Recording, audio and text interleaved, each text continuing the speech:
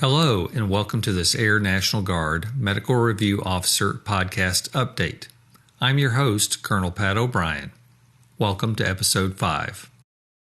In today's episode, we will be going over a number of items that will require some changes in how we operate.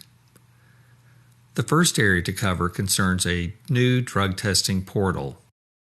This portal has been under development for quite some time and will be used by a number of the military services.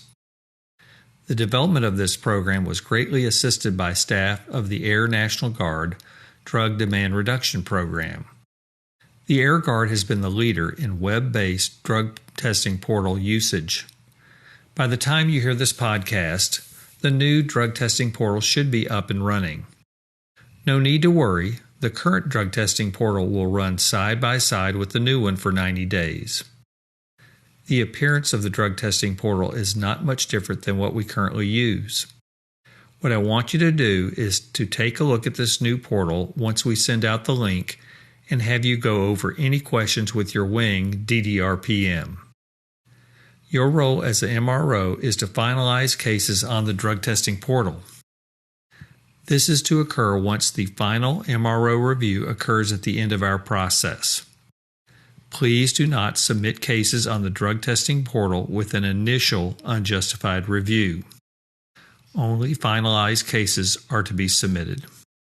Our next area to cover is an important one.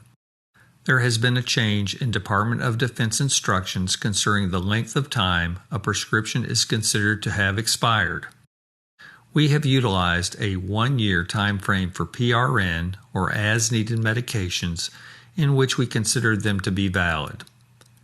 The Department of Defense at the main drug testing program office has placed into a new DODI 10-10-16 update that prescriptions will be considered valid for a 6-month period after they are written.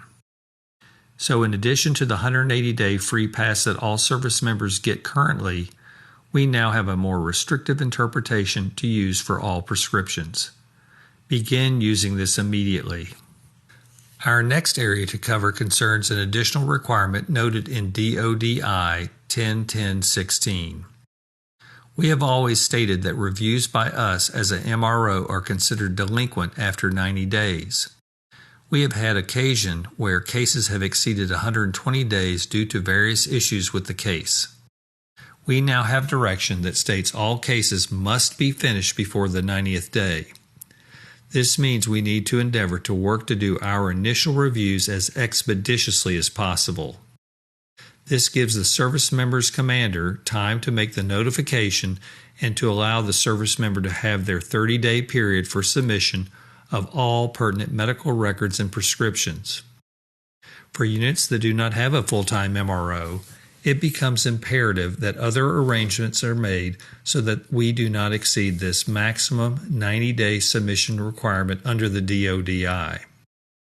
One option is to contact me as the Chief MRO to help accomplish initial reviews in a timely manner. This requires approval by either the wing commander or the MDG commander. Just have your wing DDRPM contact me via email that they have this approval, and I will be happy to help.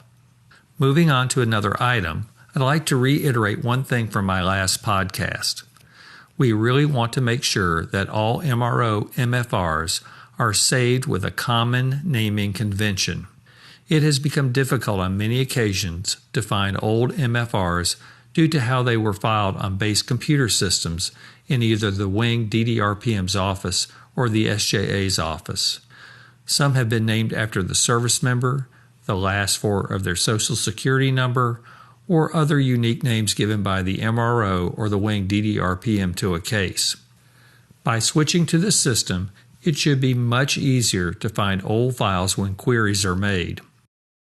Naming these individually utilizing the G code, which is what denotes your unit, and LAN, the laboratory accession number, will simplify the process.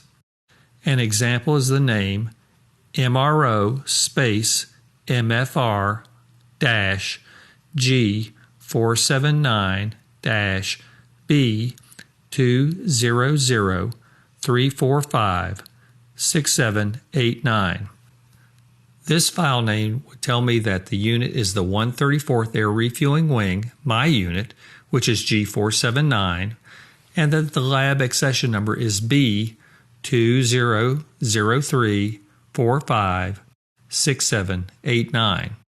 This number is unique to that specimen and service member only. Remember about this change as you start to see more and more reviews sent to you as we ramp up testing. Recently, the AFMAN 44197, which establishes and controls this drug reduction program, was updated on July 7th. It now includes a requirement that all medical review officers have additional continuing education every 3 years. Recertification will occur one of two ways. One will be a new CBT that is under development by the Air Force Drug Program Manager, and the other will be by attending either in person or virtually a one-day CME course taught by DDRP staff as part of the 2-day MRO course. We are working currently to certify a 6.5-hour course that will be available online for you to watch for CME and to successfully recertify as an MRO. Our intention is to have this available in the coming months. As always, I want to remind you that I am available to help out in any way possible, as I am your full-time active duty resource. I'm happy to help go over reviews that you are accomplishing, help cover you if you are on leave or unavailable, or just to give you some senior physician advice. Just give me a call at 865-603-0303. I will be emailing each of you additional information as well as a copy of the script for this podcast. Please give us feedback on how best to communicate with you and what works for you. As always, stay safe, take care, keep washing your hands, wear your mask, and have a great Air Guard day.